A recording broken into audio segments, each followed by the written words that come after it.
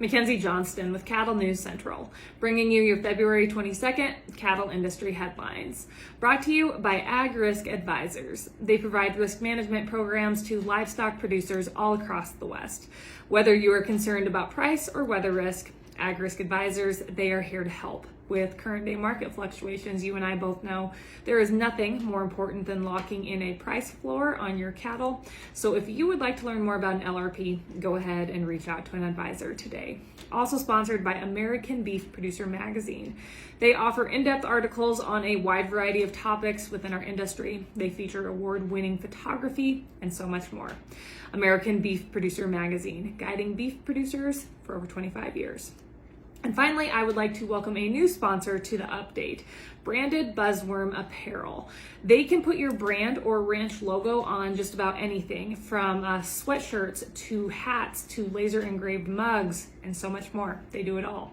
If you'd like to check out what they're all about and send them a message, go ahead and click on the branded Buzzworm link above in the caption. That will take you to their Facebook page, or if you'd like, you can just head on over to their website, brandedbuzzworm.com.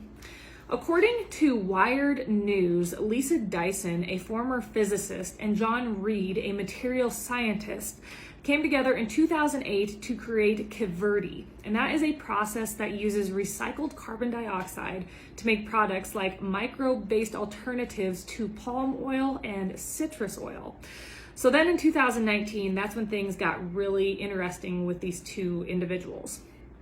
They created, they formed Air Protein, and that is a California-based startup that aims to make meat out of thin air. The company was formed in hopes of curbing climate change, as both believe that agriculture is the culprit when it comes to greenhouse gases destroying the world that we live in. Air Protein takes carbon dioxide and transforms it into a juicy steak or a delicate salmon fillet. The process is somewhat similar to how yogurt is produced, relying on live cultures. It begins by cultivating hydrogenotrophic microbes inside fermentation tanks and mixing them with a mix of carbon dioxide, oxygen, minerals, water, and nitrogen.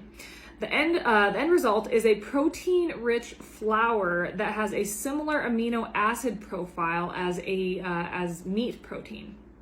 To transform that flour into a delicious piece of meat, the company uses culinary techniques that gives the consumer different textures, such as the texture of a steak or the texture of a piece of chicken.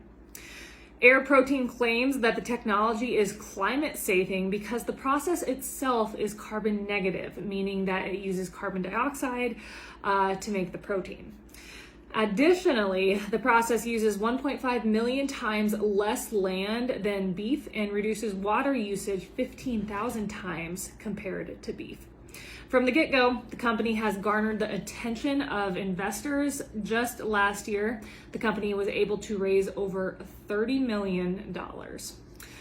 According to the Oklahoma Farm Report, Colin Woodall has said that last week was an opportunity for the Federation of State Beef Councils to partner with the NASCAR Xfinity Series to promote and celebrate beef.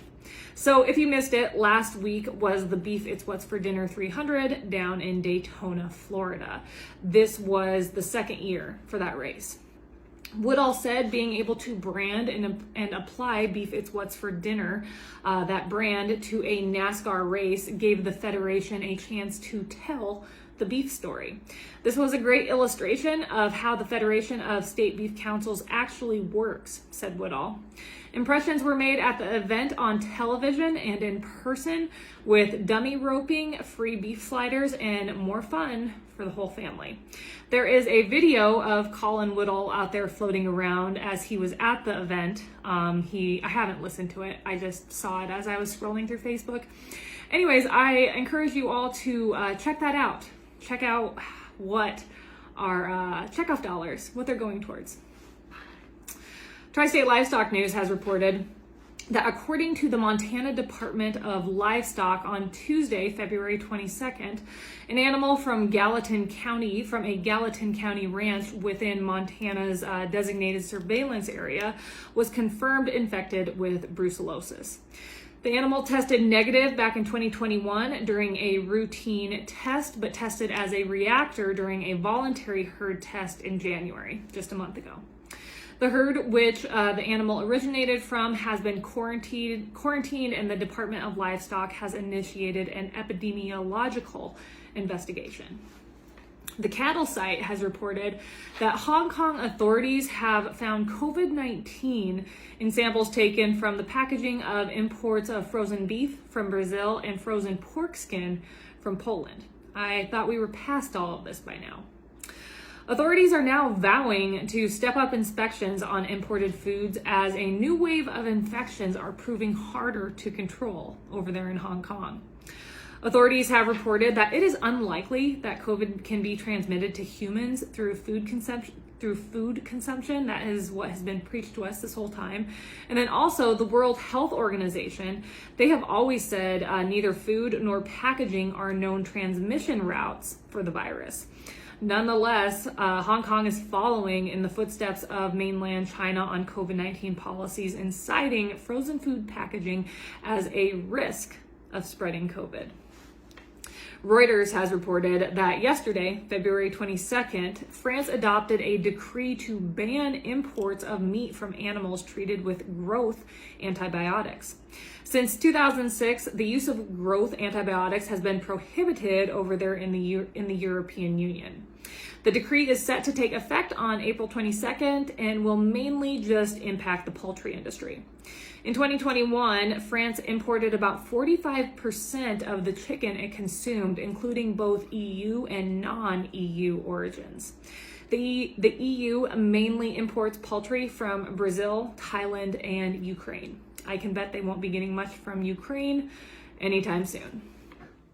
Finally, Meeting Place has reported that a proposed USDA-certified meat processing plant located in Cortez, Colorado, has received approval from the local planning commission, even though adequate water availability is still in question. Rocky Mountain Meats plans to upgrade existing buildings at the site of a former trucking operation for this plant. The plant is expected to process about 50 head per week. Rocky Mountain Meats is moving forward with this processing plant due to a lack of USDA-inspected facilities down in southwest Colorado, forcing the company to take its cattle out of state for processing. However, the Montezuma County Water District Board and the city still needs to determine if water supplies in the area can handle the plant. At full capacity, the plant would require 10 to 20,000 gallons of water per month above what is currently available at the property. The project still requires the approval from the Board of County Commissioners. That is all I have for you guys this morning. I hope everyone's week is going well. I hope you are all staying warm. It is a rough week, but the good thing is next week it looks a lot better. We just have to get through this one, make it to Friday. It warms up after that. You guys have yourself a wonderful Wednesday. I'll catch you later.